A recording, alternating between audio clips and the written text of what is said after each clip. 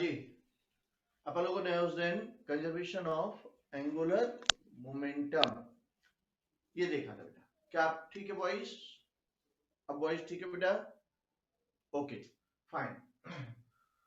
Now point is कि अब अपन को आज क्या करना है, तो रोलिंग वाला कॉन्सेप्ट अपन को स्टार्ट करना है ना। अब रोलिंग होता क्या है वो अपन समझते हैं।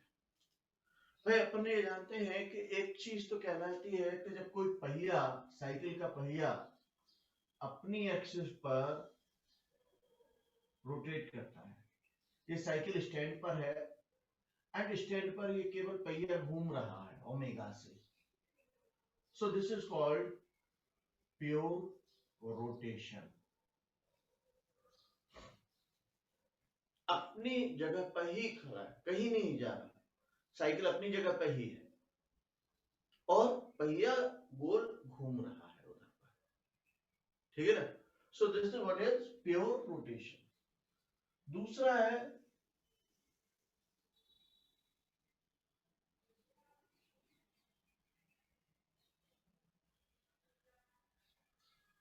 कि आप किसी भी चीज को खींचकर आगे ले जा रहे हैं। फॉर एन एग्जाम्पल, मान लीजिए कभी पहले ऐसा हुआ करता था, अब तो बहुत कम देखने को मिलता है कि साइकिल में पीछे ताला लगता था, वो ऐसा गोल घुमा के लगाने वाला। अब आजकल तो वो सारे ताले की जगह वो क्या के वायर वाले तारे ले आ गए हैं सभी में। हाँ, पहले वो साइकिल में लगा हुआ रहता था, फिक्स रहता था, कसा हुआ रहता था और उस ताले को पकड़ा। अब उस ताले की यदि चाबी खो गई, ताला लगा हुआ है, तो क्या करते थे, साइकिल को खींच के ले जाते थे, ठीक है ना, खींच के ले जाना। अब खींच के ले जाना तो पहिया गोल घूमेगा तो है नहीं, क्योंकि उसमें तो ताला डला हुआ है। तो आप जब उसको खींच के ले जाओगे v वेलोसिटी से, तो ये पॉइंट सेंटर भी v वेलोसिटी से आएगा, ये पॉइंट भी v वेलोसिटी से आएगा, क्योंकि गोल कोई नहीं घूमगा, हर पॉइंट खींचता हो जा रहा है। अरे अपन ऐसे ही सोच लो ना, अपने हाथ में एक साइकिल का टायर है, ठीक है ना। अब उस साइकिल के टायर को पकड़ो हाथ से पकड़ लिया, ग्रिप, अच्छी ग्रिप मजबूत, बस खींच ले। किया होगा अपन ने सभी ने, टायर पकड़ के तो बहुत खींचा होगा। क्यों? क्योंकि टायर चलाते थे। आप लोगों ने हाथ से चलाया टायर के नहीं? हाथ से टायर चलाया, बिल्कुल। बस तो वही काम यहाँ पर अपन लोग, और इतने एक्सपर्ट भी होते थे, अपन तो बहुत एक्सपर्ट होते थे कि डंडे से भी चलाते थे। डंडे से चलाने में फिर अपन स्टाइल भी मारते थे, डंडे को टेंजेंशियली धक्का देंगे, है ना। बहुत स्टाइल वाले अपन आदमी थे। तो ये क्या हुआ, ये है प्योर ट्रांसलेशन,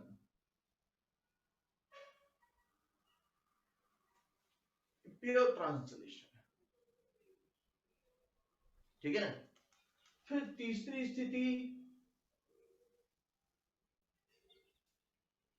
अब तीसरी स्थिति में दोनों चीजें हैं, पहिया आगे भी जा रहा है और पहिया गोल घूम भी रहा है,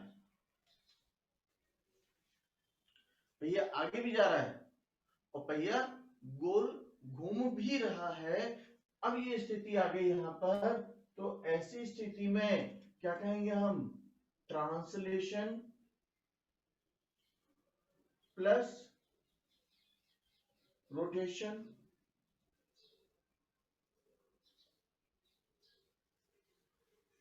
इसको क्या कहेंगे हम, ट्रांसलेशन प्लस रोटेशन, ठीक है ना।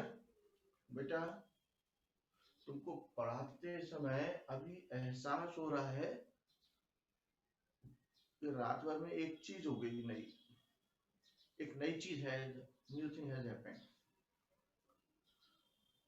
मुंह में छाला हो गया, टंग पर छाला हो गया, यू अंडरस्टैंड। बोलने में बार बार वो जीभ वहीं जाके टकरा रही है, हाँ, बोलने में बार बार जीभ वहीं जाके टकरा रही है।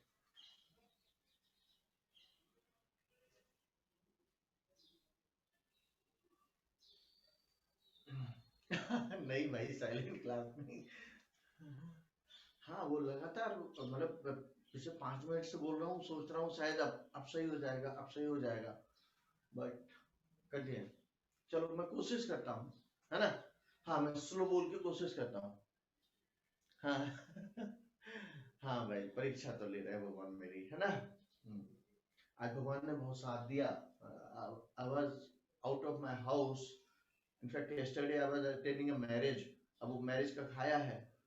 अ, तो अभी मॉर्निंग में सुबह अचानक बाय गॉड्स ग्रेस 6:30 बजे नींद खुल गई। और नींद खुल गई तो भागा वहां से, फिर फटाफट तैयार हो गया, है ना। यहाँ आके बस अचानक बस सीधे घर पर एंटर किया और क्लास में सीधा। तो भगवान परीक्षा भी लेता है लेकिन पास भी कराता है, ठीक है ना। चलो एनीवे, मैं हो सकता है थोड़ा सा कम बोलूं, यदि जब दर्द ज्यादा हो जाएगा तो कम बोलूंगा। तो वेल बट वन थिंग यहाँ देखो, ये प्योर रोटेशन है, ये प्योर रोटेशन है, ये प्योर ट्रांसलेशन है। और यहाँ पे क्या हो गया, दोनों में मिलावट हो गई। ये मिलावटी नाम है ना, मिलावटी नाम। रोटेशन भी और ट्रांसलेशन है। हाँ बेटा कोशिश करूंगा मैं, यही चीज है ना। तो ये मिलावटी नाम है, इसमें क्या हुआ, ट्रांसलेशन भी और रोटेशन भी। अब ऐसी स्थिति में क्या होगा, इसका एक नया नाम दे दिया, और इसको नाम क्या दिया, रोलिंग। तो अब यहां से अपनी हेडिंग तैयार होती है, तो व्हाट इज रोलिंग। यहां से एक हेडिंग तैयार हो जाती है, what is rolling, a type of motion in which translation and rotation both are there. दोनों है। जब दोनों होंगे तो ऐसे मोशन को हम क्या कहेंगे, रोलिंग कहेंगे। अब क्वेश्चन उठता है कि सर आपने यहाँ पे प्योर वर्ड का यूज किया। प्योर वर्ड का मतलब क्या है, प्योर वर्ड का मतलब है कि केवल और केवल रोटेशन, कोई उसमें ट्रांसलेशन नामक मिलावट नहीं, only rotation.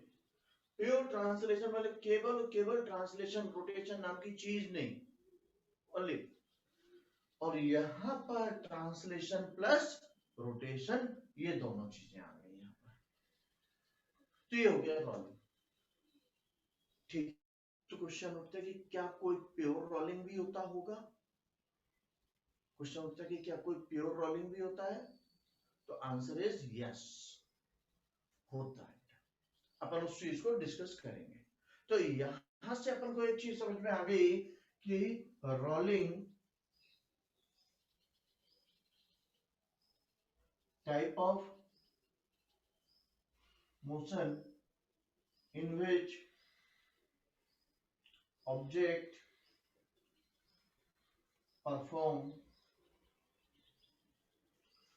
translation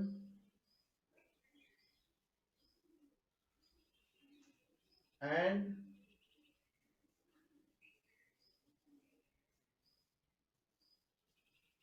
rotation.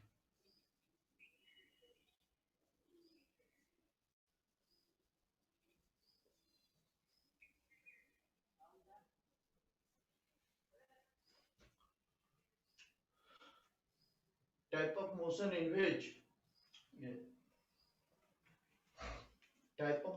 which object perform translation of axis. Translation of axis किस एक्सिस आगे जा रही है, साइकिल का पहिया चल के जा रहा है, तो साइकिल का पहिया गोल किसके अबाउट घूमता है, उस एक्सिस के अबाउट। तो वो एक्सिस भी आगे जा रही है, और साथ ही साथ रोटेशन भी उसी के अबाउट, उसी एक्सिस के अबाउट रोटेशन।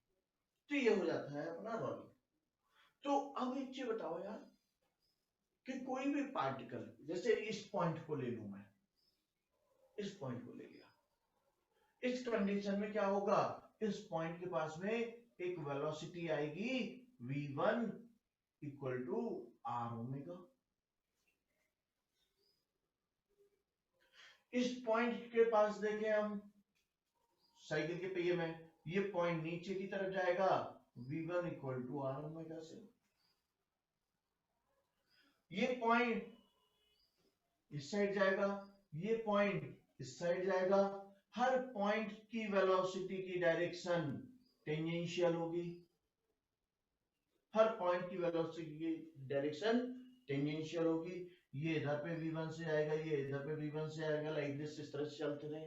तो कोई भी एक पॉइंट, और इस पॉइंट की वेलोसिटी देखें हम, तो इस पॉइंट की वेलोसिटी जीरो होगी, इस पॉइंट की वेलोसिटी जीरो। ये तो साइकिल का पहिया था। यदि मान लीजिए गोल्ड डिस्क होती, गोल्ड डिस्क में तो अंदर सेंटर से कुछ डिस्टेंस पे यहाँ पे भी कुछ पॉइंट होगा, यहाँ भी पॉइंट होगा, यहाँ भी पॉइंट होगा, पूरी भरी हुई डिस्क में हर पॉइंट पर, तो हर पॉइंट की वेलोसिटी होगी, और हर पॉइंट की वेलोसिटी कितनी होगी, स्मॉल आर इंटू ओमेगा। जहां स्मॉल आर क्या है, जहां स्मॉल आर क्या है,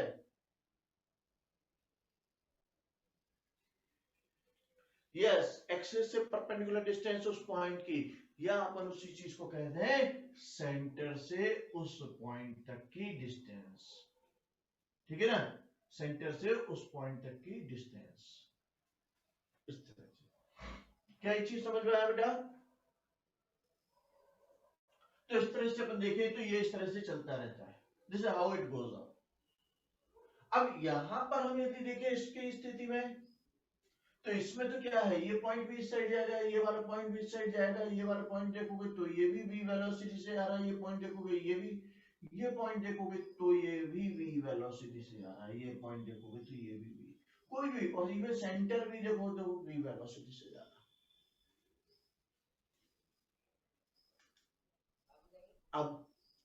अब क्वेश्चन आता है कि इसमें क्या होगा, बताओ बेटा, क्या आपने किसी वेलोसिटी को कम किया, रोका है क्या इसमें? क्या किसी की वेलोसिटी को कम या रोका है क्या? आंसर इज नो, किसी को नहीं कम किया, किसी को नहीं रोका। तो फिर क्वेश्चन उठता है कि फिर इसमें कैसे मैनेज हो, इसमें किस तरह से अपन करेंगे? तो आंसर इज कि इसमें फिर दो वेलोसिटी आएंगी, एक v1 भी आएगी और एक v भी आएगी। बोले सर ये तो ठीक है, ऊपर वाला पॉइंट आपने कह दिया कि दोनों सेम डायरेक्शन में थी, तो इसलिए। बोले नीचे वाले का क्या होगा, नीचे वाले पॉइंट के पास क्या होगा? बोले उसके पास इस साइड वेलोसिटी थी, कौन सी, v, और इस साइड पीछे की तरफ थी v1। अब दोनों में से कोई एक बड़ा होगा, दोनों में से कोई एक बड़ा होगा बेटा। ओके, तो इसलिए मुझे नहीं पता कौन बड़ा है, मैं दोनों को दोनों ही लिख देता हूं, मुझे नहीं मालूम कौन बड़ा है, तो इसलिए मैं ऐसा ही लिख देता हूं, यहाँ पे v और यहाँ पर v1। अब यदि v बड़ा होगा तो मैं कह दूंगा ये पॉइंट आगे की तरफ जा रहा है v माइनस v1 से, और यदि v1 बड़ा हुआ तो मैं कह दूंगा ये पॉइंट पीछे की तरफ जा रहा है v1 माइनस v से। क्या ये चीज क्लियर? ठीक है बेटा, ये चीज क्लियर है? हाँ, तो इस तरह से। अब लेकिन क्वेश्चन है कि ये पॉइंट दोनों की वेलोसिटी सेम, ये पॉइंट दोनों की वेलोसिटी एग्जैक्टली अपोजिट। बोले बाकी पॉइंट, फॉर एग्जांपल ये पॉइंट का क्या होगा, इस पॉइंट पर, भाई इस पॉइंट पर एक वेलोसिटी v तो है ही, एक वेलोसिटी v1 भी है। अब क्या होगा? बोले कुछ नहीं होगा, क्या करेंगे? बोलो क्या करेंगे? बोले इसका अपन रिजल्टेंट निकाल लेंगे, will find out the resultant. बोले ठीक, तो बोले कैसे? बोले पैरेललोग्राम लाओ, ये आ जाएगा इसके वेलोसिटी पे। क्या ये कॉन्सेप्ट समझ में आया बेटा? ठीक है, ये समझ में आ गया, तो इस पॉइंट का भी क्लियर है, सेम ही है, इस पॉइंट पर भी सेम ही है, इस साइड भी है, इस साइड भी वन है। इस पॉइंट पर क्या होगा, इस साइड ये भी वन है ना, और ये v है। दोनों के बीच में एंगल 90 नहीं है, कुछ और एंगल है। दोनों के बीच में एंगल 90 नहीं है, कुछ और एंगल है। बोले ठीक है ना, जो भी एंगल आप बताओगे वो आप एंगल दोगे तो हम निकाल लेंगे उससे वैल्यू। भाई हमें रिजल्टेंट निकालना तो आता है ना, under root of a square. क्या था यार रिजल्टेंट, मैं फॉर्मूला भूल रहा हूँ। वेक्टर रिजल्टेंट तुम लोगों को याद है? बोलो बेटा। वेक्टर का रिजल्टेंट अंडर रूट वो ए स्क्वायर करके कुछ था। यस यस, बहुत सारे बच्चों को याद आ गया पूरा पूरा, बिल्कुल सही है ना। और सबने अंडर रूट लगाना मेरे हाथ पे छोड़ दिया, ठीक है मैं समझ गया, अंडर रूट में बोल चुका था ना, इसलिए सभी ने बिना रूट के बोला। ओके एग्री, ठीक है। तो under root of a square plus b square plus 2ab cos theta, ठीक है ना। हाँ, तो बस इससे अपन किसी भी पॉइंट पे वेलोसिटी निकाल लेंगे। बोले लेकिन सेंटर का क्या होगा, बताओ सेंटर का क्या होगा?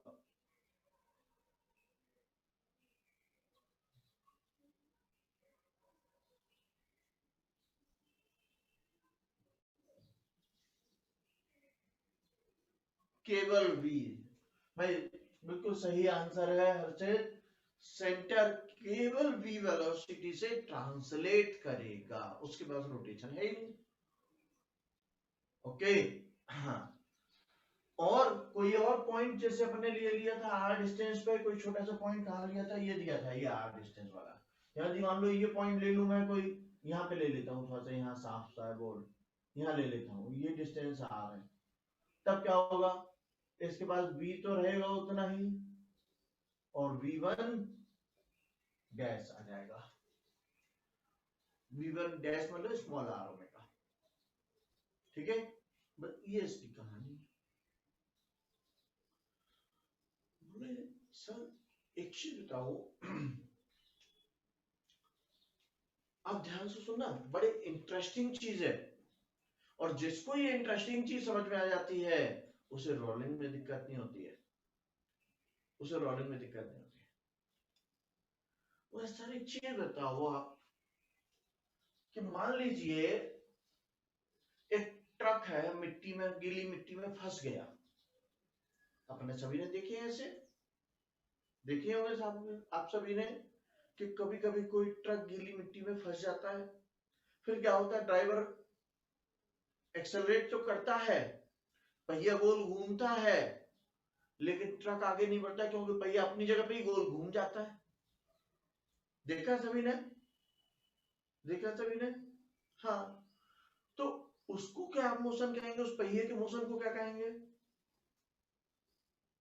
उस पहिए के मोशन को क्या कहेंगे? प्योर रोटेशन, बिल्कुल सही, बिल्कुल सही। उस पहिए के मोशन को कहेंगे प्योर रोटेशन, ठीक है ना। So that is pure rotation, done. फिर दूसरी चीज कि बोले यदि मान लीजिए जो वो टायर था, अच्छा एक मिनट, जो प्योर रोटेशन है उसमें क्या किया, जो ट्रक जहां फंसा था गीली मिट्टी में, जहां पहिया, वहां पे थोड़ा सा अपन ने पानी डाल दिया। अपन भी तो कम बदमाश नहीं है कि नहीं, अपन तो और भी बड़े वाले है ना, लोग पानी भर देते यहाँ पे थोड़ा सा। अब बताओ अब क्या होगा, अब क्या होगा, अब वो पानी फेंकेगा पीछे की तरफ, पानी पीछे की तरफ फेंकेगा बेटा, फेंकेगा। उस पानी के फेंकने से ये चीज क्लियर आ गई कि भाई साहब ये वाला पॉइंट की जो वेलोसिटी है टायर के, ध्यान से सुनना, बड़ा सिंपल सा है, कहेंगे सर हमें तो आता है ये तो ऑलरेडी, आप क्या समझा रहे हो? अरे ये पॉइंट जो है इसकी वेलोसिटी पीछे की तरफ है, इसलिए ये पानी को पीछे उड़ा रहा है। हाँ, मतलब ये पॉइंट बैकवर्ड स्लिप में है।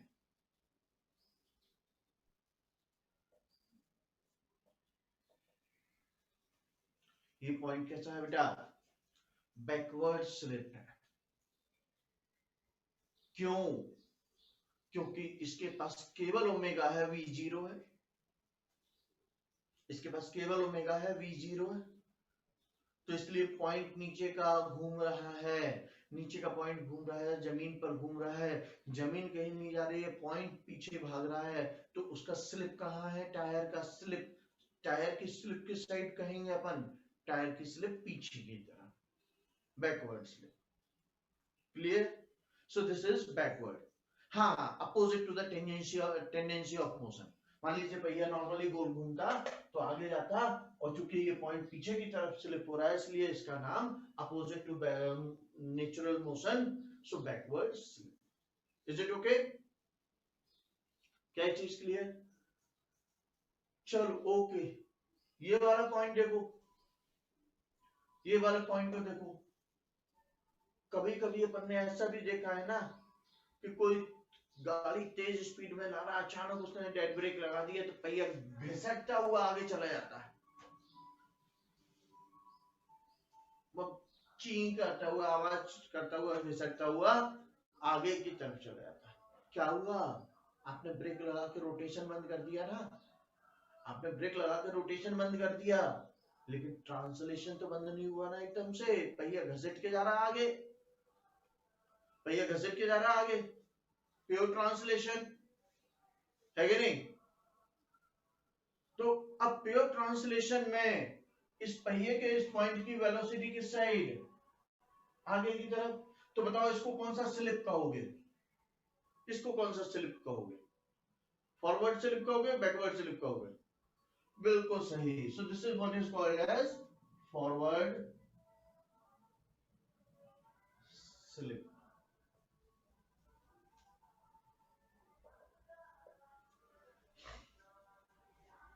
ये भी क्लियर है, बोले सर इसमें कौन सी समझाने की बात थी, तो ये तो हम लोगों को आता ही है, आता है ना, ये तो सबको आता है, सब देखते हैं, सबको दिखाई देता है, सबको दिखता है, सबके दिमाग में क्लियर है, फिगर एकदम बिल्कुल विजिबल है।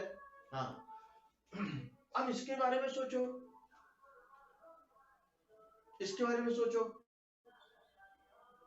मान लो यदि v बड़ा है v1 छोटा है, ध्यान से सुनना मेरी बात, कौन बड़ा है, कौन बड़ा है, v बड़ा है और v1 छोटा है, तो बताओ ये नीचे वाला पॉइंट कहां जाएगा, आगे, तो इसका अपने पास में केसेस, कंडीशन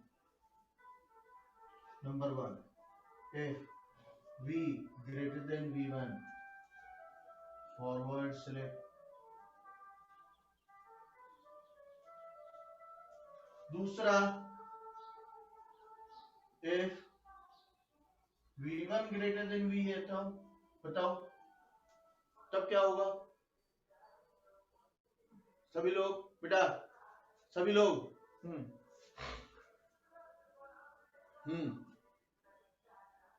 बस आज बाकी लोग गायब है क्या, यस,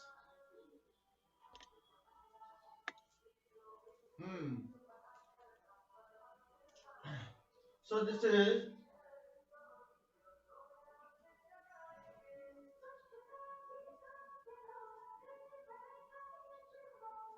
ये हो गया बैकवर्ड स्लिप, ओके। फिर चौथा, तीसरा,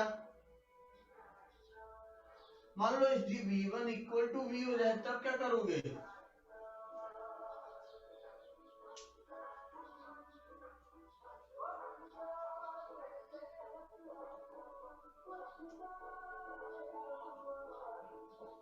exactly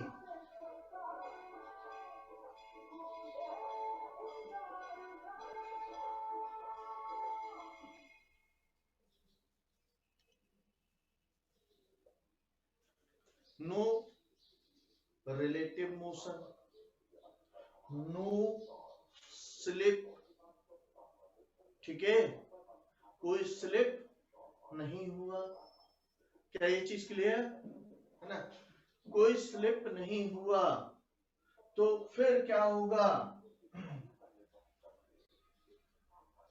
no work done, no work done,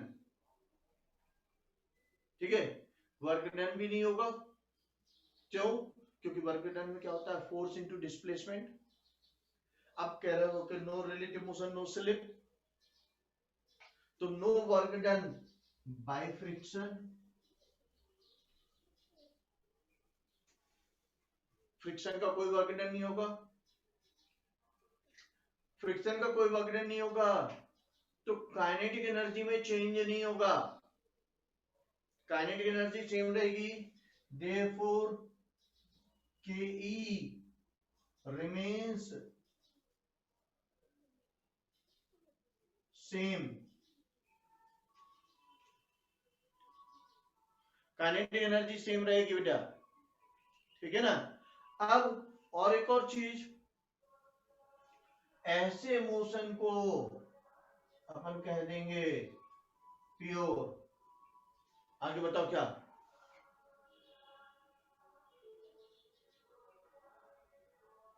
yes, exactly, pure rolling.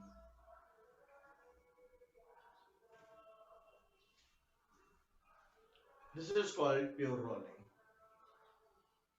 ठीक है ना। तो मतलब रोलिंग मोशन में तीन कैटेगरी हो गई, रोलिंग में तीन कैटेगरी हो गई, एक फॉरवर्ड स्लिप, एक बैकवर्ड स्लिप और एक प्योर रोलिंग, ठीक है ना। अरे अपन ने पूरी जिंदगी साइकिल प्योर रोलिंग में ही चलाई है, अपने पूरी जिंदगी साइकिल जो है ना प्योर रोलिंग में ही चलाई है। आप देखो रोलिंग में क्या पहिया घसटता है जमीन से? नहीं घसटता, ठीक है ना, नहीं घसटता। कैसे पता नहीं घसटता? कैसे पता नहीं घसटता? उसमें फॉरवर्ड मोशन नहीं, लेकिन घिसट नहीं रहा, मतलब बैकवर्ड स्लिप या फॉरवर्ड स्लिप नहीं है, ये कैसे पता चलता? आप सबने ऑब्जर्व किया है, हाँ आवाज नहीं आती, और आप सबने ऑब्जर्व किया है स्मूथली डायरेक्शन, ठीक है। चलो मैं बताता हूं, आप कभी सूखी मिट्टी में धूल जहां पड़ी रहती है, धूल पड़ी हुई है कहीं पर, ऐसी जगह से अभी कभी ना कभी आप निकले होगे, कच्ची रोड, कच्ची रोड है ना, कच्ची सूखी रोड या हल्की सी मॉइस्ट रोड, हल्की सी मॉइस्चर हो उस रोड में, उससे आप साइकिल चला के निकलो तो साइकिल के टायर के निशान पूरे बन जाते हैं रोड पर, होता है कि नहीं? क्लियर? और जबकि यदि घिसट रही होती तो वो निशान नहीं बनते कभी, यदि घिसटती है तो वो निशान नहीं बनते। आप देखो ना, फोटो खींचते हो, फोटो खींचते हो, हल्का सा भी कैमरा हिल जाए या व्यक्ति हिल जाए, हैशिंग आ जाती है, फोटो क्लियर नहीं होती, हैशिंग आ जाती है, फोटो क्लियर नहीं होती है, हल्का सा भी हिल गया तो, है ना। और जब एकदम बिल्कुल परफेक्शन आता है तो उस समय पर फोटो एकदम परफेक्ट क्लियर आती है।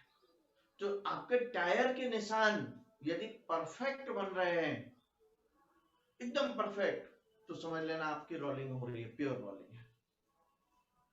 99% पूरी जिंदगी में जितनी साइकिल चलाई है अपन ने, उसका 99% अपन ने प्योर रोलिंग में चलाई है, ठीक है ना। क्या ये चीज क्लियर? चल ओके, अब मैं आपको क्वेश्चन देता हूं।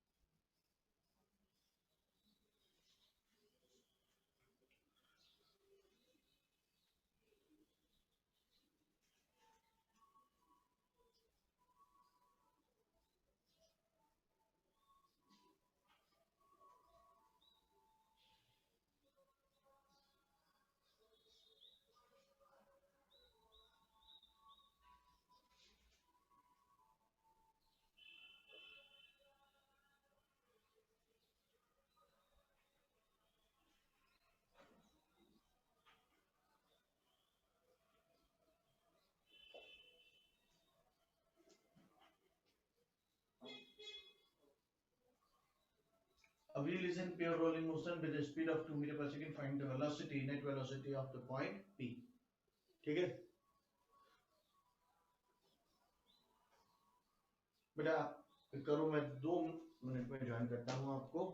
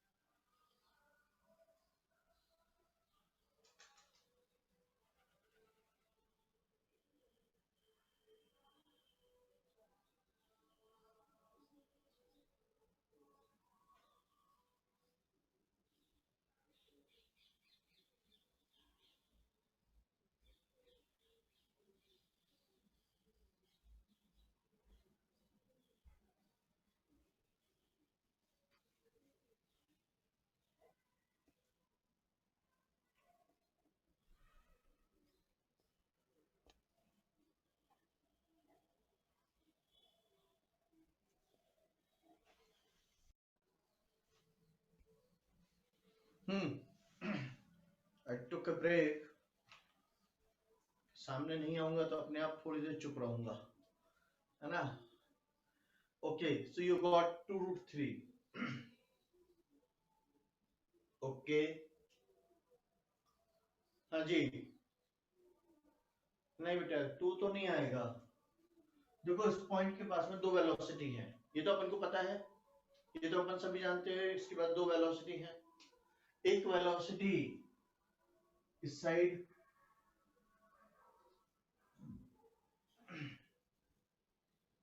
दूसरी वेलोसिटी इस साइड. कितनी? R omega. क्या दिया यहां पर?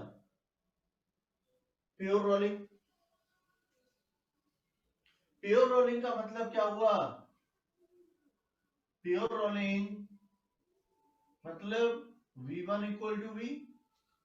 V1 is R omega. So R is 1 meter. So 1 into omega is equal to V is 2. तो omega is 2 radian per second. ये अपन ये कहते हैं सीधा सीधा सा R omega 2 आ गया. तो यहां पर इसकी वेलोसिटी भी 2 हो गई, 2 मीटर पर सेकेंड. अब इन दोनों के बीच का एंगल कितना है, दैट्स द क्वेश्चन ओनली, है कि नहीं बेटा? इन दोनों के बीच का एंगल मिल जाए तो अपना काम कंप्लीट. तो आप एक काम करो ना, इसकी रेडियस को आगे बढ़ा दो. अब यहां से एक हॉरिजॉन्टल लाइन खींच दो.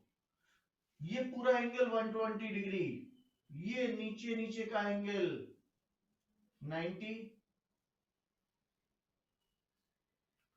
नीचे नीचे का एंगल 90. तो ये ऊपर वाला एंगल, ये वाला एंगल कितना हुआ? 30. ये 30, तो ये एंगल कितना हुआ? ये भी 30. यदि ये 30 है तो हमें तो ये दोनों के बीच का ये वाला एंगल चाहिए ना. हमें तो इन दोनों के बीच का ये वाला एंगल चाहिए. तो हमें इन दोनों के बीच का एंगल मिल गया.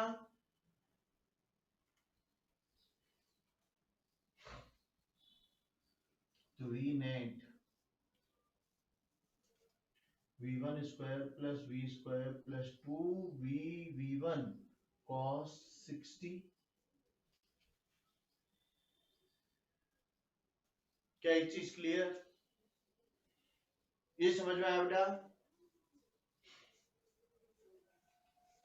वैल्यू पुट करते जाओ. 2 square plus 2 square plus 2 into 2 का स्क्वायर इंटू cos 160. खत्म। क्या आगे बेटा यहाँ पे 2√3। क्या चीज क्लियर? यहाँ से क्या आगे बेटा 2√3। Is it okay? ये इस तरह से यहां से निकल रहा है।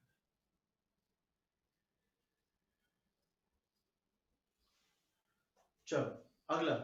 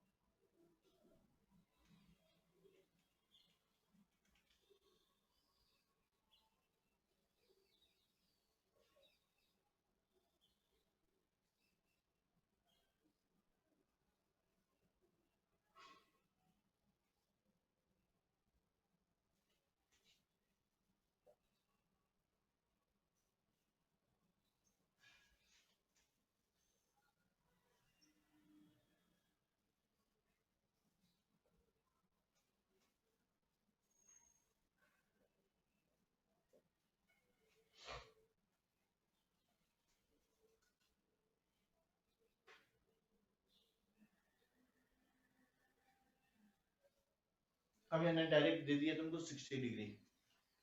ओके, अब आप डायरेक्ट बताओ बेटा।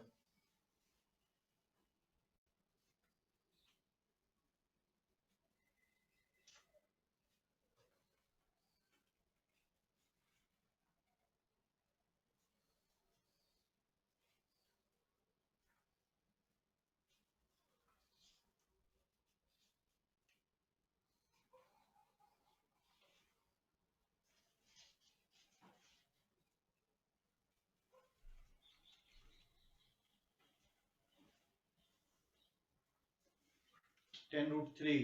ओके,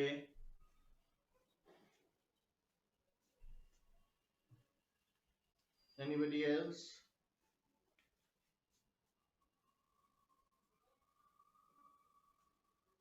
अच्छा, सभी का 10√3 आ रहा अभी तक। ओके, सभी ने चेक कर लिया ना? रेडियस वाला पॉइंट चेक कर लिया ना कि जो एक्चुअल व्हील है उसकी रेडियस कितनी है, पॉइंट पी कितनी दूरी पर है, ये सभी ने चेक कर लिया है ना?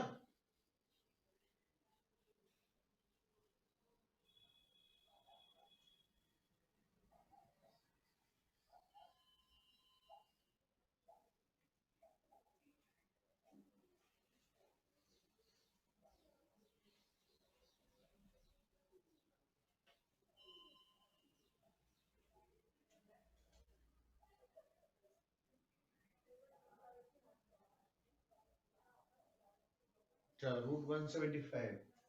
अच्छा,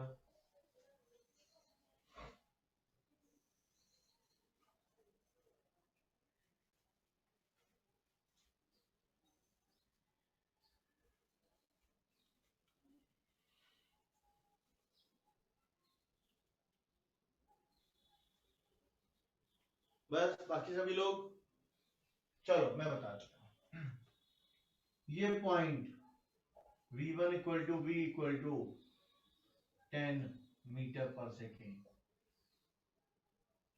इज इक्वल टू रेडियस कितनी है 2 मीटर इंटू ओमेगा। तो ओमेगा क्या आया 5 रेडियन पर सेकेंड। इस पॉइंट पर एक वेलोसिटी तो ये 10 और एक वेलोसिटी आएगी इसके perpendicular, that is small r into omega, and small r is 1 metre दिया हुआ है यहाँ पर आपको मैंने, into 5 that is equal to 5 metre per second.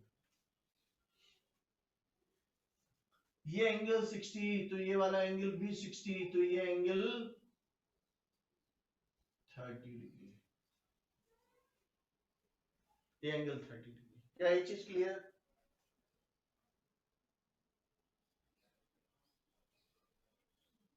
Okay. अब यहां से वेलोसिटी क्या हो जाएगी बेटा? यहां से हम यदि देखें तो ये वेलोसिटी क्या हो जाएगी? v equal to under root of 5 square plus 10 square plus 2 into 10 into 5 into cos 30। Okay, दोनों के बीच का एंगल क्या है? 30 degree. So answer is under root of 125 plus 100 into cos 30 क्या होता है? √3/2। So this is equal to under root of 125 plus 50 √3।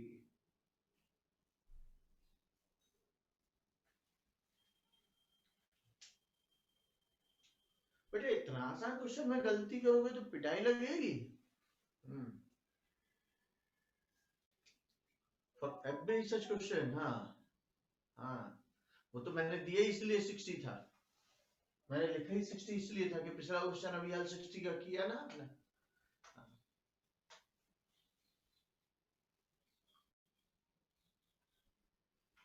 हाँ हाँ भाई, मैं तो चीटर हूँ।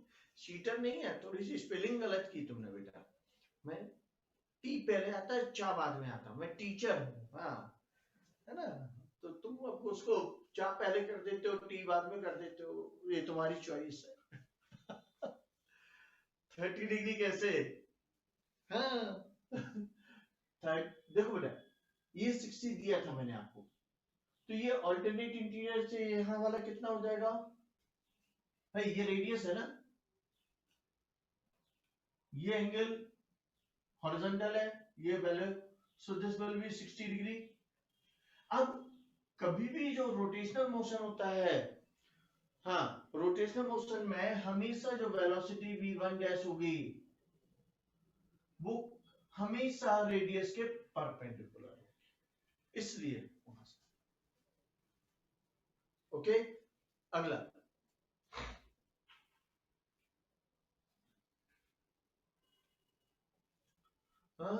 आर ओमेगा से क्यों किया? v1 निकालने का तरीका और क्या है बेटा? v1 डैश निकालने का तरीका भाई, यदि रेडियस फिक्स कर दो तो मैं v1 डैश को यहां से प्योर वॉल्यूम में इक्वल टू v मान लूंगा। ओके, लेकिन यदि नहीं तो फिर उस स्थिति में हमें करना पड़ेगा ना, तो इसलिए ये चीज होती है। अगला, नेक्स्ट, अब अपन बात करें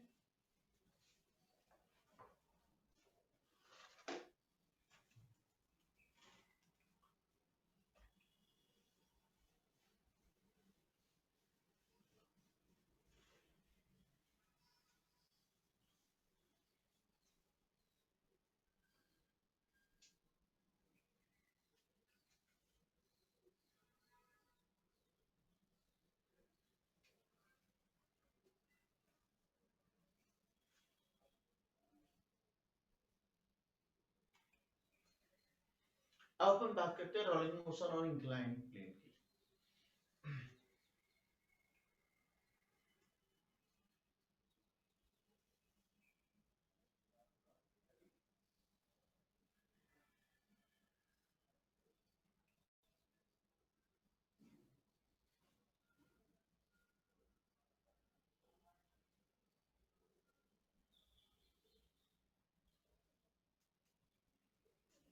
हाँ जी, रोलिंग मोशन और इंक्लाइन प्लेन, इसके लिए पहला क्वेश्चन मेरा, कभी देखा है ऐसा? हाँ देखा है। कब? कब देखा?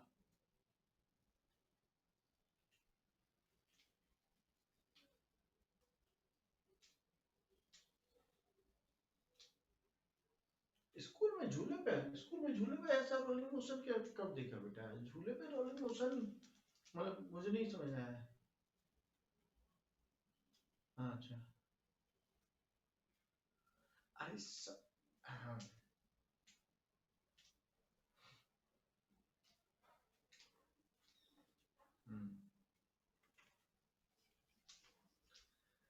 इनफैक्ट आपने बचपन में ऐसा खेल एक बार नहीं 50 बार खेला है, ठीक है ना? ऐसा खेल एक बार नहीं 50 बार खेला। क्या करते हो आप? ऐसा, फिर इस पे अपना पेन रख दिया या पेंसिल रख दी, है ना? फिसल पट्टी वाली, हाँ वही फिर इस पे और गया काम से, है कि नहीं? क्लियर? क्या किया? अरे ऐसे तो पेन और पेंसिल तो आपने बहुत ढड़काई है यार, बहुत ढड़काई है।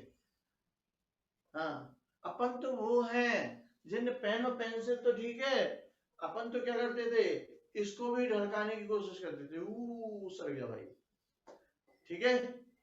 लेकिन ये फिसल पट्टी थी, इसमें रोलिंग नहीं थी। जब पेन जाता था तो वो रोल होता हुआ, हाँ ठीक है ना? क्या चीज क्लियर? तो इस तरह से अपन लोगों ने तो रोलिंग बहुत अच्छा सिक्के से भी की है, बिल्कुल सही बात है, बिल्कुल सही है। सिक्के को भी, और सिक्के में तो बैलेंस बनाने की कोशिश भी करते थे।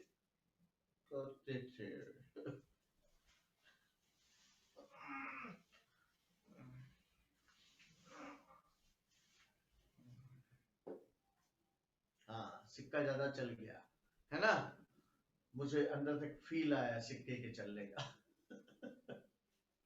है ना? बड़ा अच्छा दर्द है, मीठा मीठा। भगवान ऐसा मीठा दर्द नहीं चाहिए, हाँ लेकिन ऐसा नहीं कि हाँ शादी के लड्डू, अबे लड्डू नहीं हलवा खाया है ना? आजकल लड्डू नहीं खाते है ना, हलवा खाते हैं। और भी बहुत सारी चीज थी, अब तुम याद मत दिलाओ। हाँ, बादाम और खसखस का, हाँ अब तुम याद मत दिलाओ, बहुत सारी है ना, क्योंकि वो तो खाए थे, बहुत मजे आए थे, अभी उससे दुगना मजा आ रहा है ना? अभी दुगना मजा आ रहा है।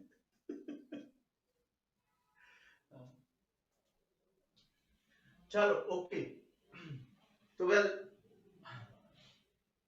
अब अपन यहां से कहें कि ये यहां से नीचे जा रहा, अब आप मुझे एक और चीज बताओ कि क्या फ्रिक्शन की जरूरत है तुम्हें, इसमें रफनेस की जरूरत है, या बिल्कुल स्मूथ पे भी रोलिंग हो जाएगी?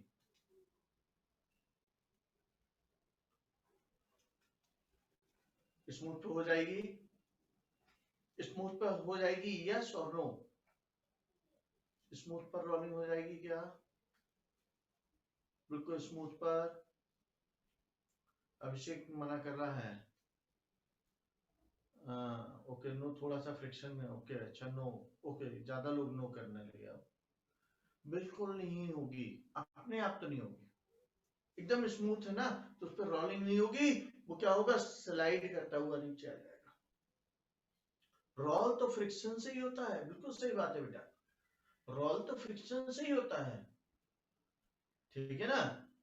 हाँ, बिल्कुल सही बात है बेटा, यदि फ्रिक्शन नहीं होगा ना तो ट्रांसलेट हो जाएगा, यदि फ्रिक्शन नहीं होगा ना तो ट्रांसलेट हो जाएगा, ऐसा अपन ने रखा, और यदि फ्रिक्शन नहीं है तो ये ऐसा ट्रांसलेट हो जाएगा, ठीक है ना?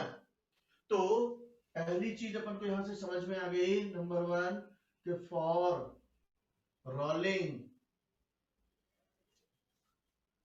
Friction is required.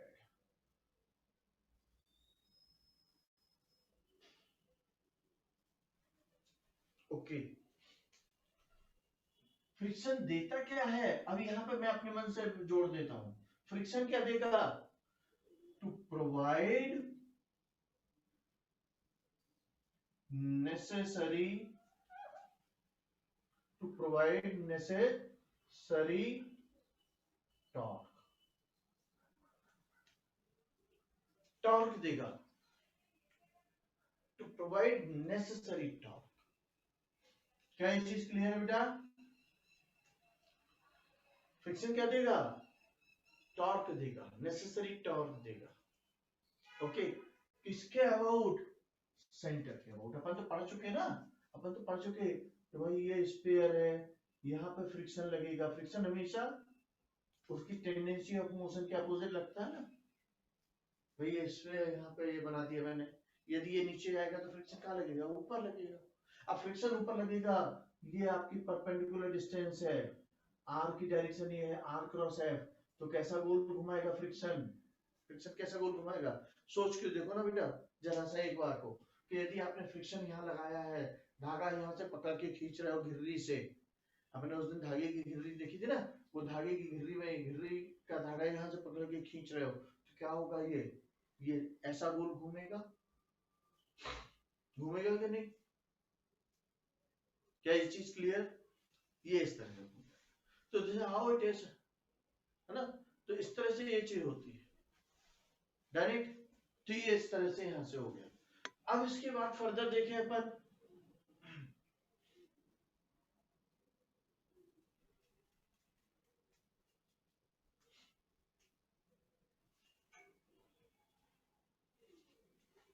तो ये रोलिंग हो गया, friction is required to provide necessary torque.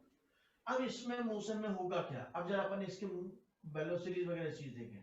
इस पर एक तो फोर्स लग रहा है mg, मैं यहाँ पे साथ में पैरेलल बनाते जा रहा हूँ mg। एक फोर्स लगेगा यहां से नॉर्मल रिएक्शन, एक फोर्स लग गया यहां से नॉर्मल रिएक्शन, एक फोर्स लग गया यहां पर फ्रिक्शन, ये यहां पर फोर्स लग गया यहां पर फ्रिक्शन। ये तीन के अलावा और कोई फोर्स है क्या, अब आप पहले चेक करके बताओ, इन तीन के अलावा कोई फोर्स, नो, है ना। So these are the three forces that will act over the, ये तीन फोर्सेस होंगे, ठीक है, जो उस पर इस तरह से एक्ट करेंगे, ठीक है। अब ऐसी स्थिति में जब ये इधर से ऐसा रोटेट होके आने की कोशिश करेगा नीचे की तरफ, तो ये फोर्स सेंटर से पास हो रहा है, ध्यान से सुना बेटा, जो फोर्स सेंटर से पास होगा उसकी सेंटर से परपेंडिकुलर डिस्टेंस 0, जो भी फोर्स सेंटर से पास हो रहा है उसकी सेंटर से परपेंडिकुलर डिस्टेंस 0। तो अब आप बताओ मुझे, इसके सेंटर के अबाउट क्या n का टॉर्क होगा, नहीं होगा। क्या mg का टॉर्क होगा, mg का भी, mg का टॉर्क होगा क्या संजीवनी बेटा, इसके सेंटर से ही, mg तो ग्रेविटेशनल फोर्स है बेटा, mg हमेशा ग्रेविटेशनल फोर्स है, हमेशा सेंटर पे ही लगता है, तो इसलिए सेंटर से परपेंडिकुलर डिस्टेंस mg की हमेशा हमेशा 0 होगी, ठीक है ना, क्लियर। तो अब ऐसी स्थिति में केवल एक फ्रिक्शन है जो उसे सेंटर के अबाउट नेसेसरी टॉर्क देगा, केवल एक फ्रिक्शन है जो सेंटर के अबाउट नेसेसरी टॉर्क देगा, ओके। अब यहां पर हम यदि देखें तो ये इस तरह से रोटेट कर रहा है, इस तरह से ये घूम रहा है। अब ऐसी स्थिति में यहां पर इसके पास में mg का एक कंपोनेंट आ जाएगा, that is mg sin theta, जो इसको नीचे की तरफ लाने की कोशिश करेगा, और फ्रिक्शन होगा जो उसे लाने से रोकने की चाहेगा, दोनों अपोजिट है। तो आपके पास में for downward translation,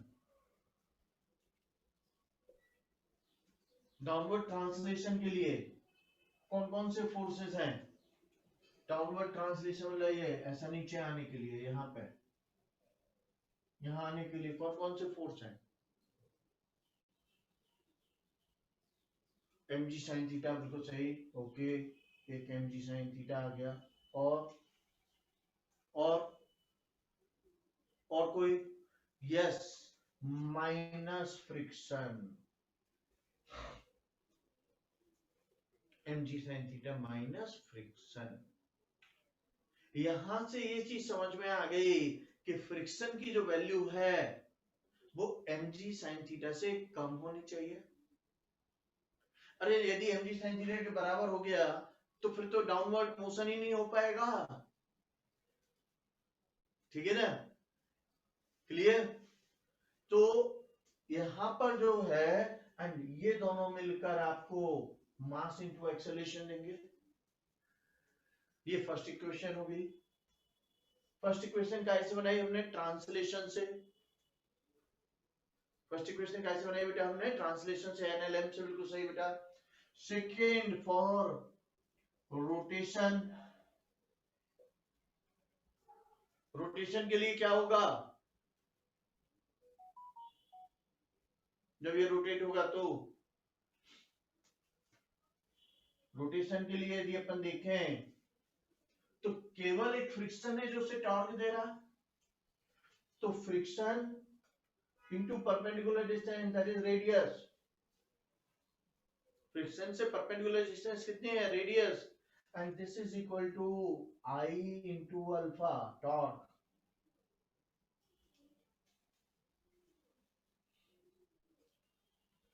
okay, for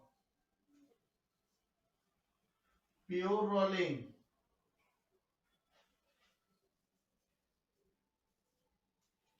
v equal to are omega, differentiate कर दो तो a equal to R alpha.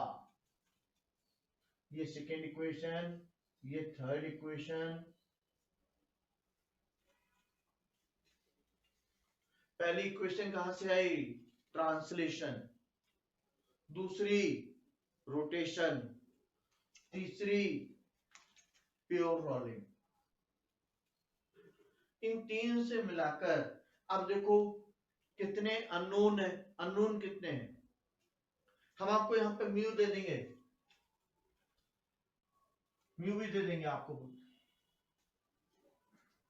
M भी मालूम है, म्यू भी मालूम है, क्या फ्रिक्शन पता है आपको, मैंने म्यू भी दे दिया बेटा, एम भी दे दिया, मास भी दे दिया मैंने, ऑब्जेक्ट का मास एम है, तो क्या आपको फ्रिक्शन पता है,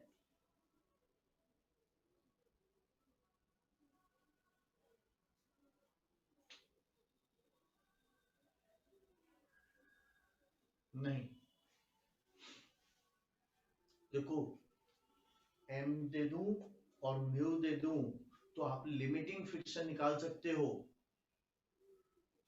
याद है फ्रिक्शन चैप्टर क्या कहा था मैंने, लिमिटिंग फ्रिक्शन मैक्सिमम फ्रिक्शन है, फ्रिक्शन उससे कम भी हो सकता है, फ्रिक्शन उससे कम भी हो सकता है, उससे ज्यादा नहीं हो सकता, ये क्लियर है। बट इस केस में प्योर रोलिंग में गारंटी नहीं है कि हमेशा ये मैक्सिमम हो, नहीं थीटा भी दिया बेटा, थीटा भी दिया मैंने, थीटा भी दिया है ना, लेकिन इसमें ये जो फ्रिक्शन है ये लिमिटिंग फ्रिक्शन नहीं कह रहा हूं मैं, ये कौन सा फ्रिक्शन है, उन दोनों के बीच में उस समय पे जो लग रहा है एक्चुअल फ्रिक्शन, ये वो फ्रिक्शन है बेटा, ये लिमिटिंग फ्रिक्शन नहीं है, ध्यान रखना। मैं लिमिटिंग फ्रिक्शन को जब फ्रिक्शन चैप्टर पढ़ाया था तो FRL से लिखता था, याद है, FRL लिखता था, हाँ इसको मैंने FRL नहीं लिखा है, ये फ्रिक्शन है, अप्लाइड फोर्स और लिमिटिंग फ्रिक्शन दोनों में से जो कम, ये वो है, क्या ये चीज क्लियर। तो ये फ्रिक्शन कम होता है लिमिटिंग से तब भी ठीक है, और लिमिटिंग के बराबर तो मैक्सिमम कंडीशन में होता है। तो अपने लिए ये भी अननोन, ये भी अननोन, ए भी अननोन और अल्फा भी अननोन, तीन अननोन है। तो क्या करो, पहले तो अल्फा की वैल्यू यहां से पुट कर दो ए अपॉन आर, तो रह गया आपके पास दो अननोन, फिर यहां से ए की वैल्यू निकाल के इसमें पुट कर दो, फ्रिक्शन मिल गया। तो सॉल्व करना इन तीनों इक्वेशन को बहुत ही आसान है, इन तीनों इक्वेशन को सॉल्व करना बहुत ही आसान है। बस बेटा अब मैं आज यहाँ पे ही रोक रहा हूँ, इस पर मैं कोई क्वेश्चन नहीं कर रहा हूँ, क्योंकि मैं तुम देख रहे हो मैं स्पीड स्लो रख के ही पढ़ा पा रहा हूँ, है ना। तो कल अपन करते हैं बेटा, है ना। आज अभी लेके हालांकि एक थर्ड लेक्चर भी सॉरी फोर्थ अपना है ना, फोर्थ भी है, देखता हूँ उस समय क्या स्थिति होती है ना। हाँ ठीक है बेटा, नहीं रेस्ट नहीं बेटा, अभी एक और लेक्चर ही है ना। तो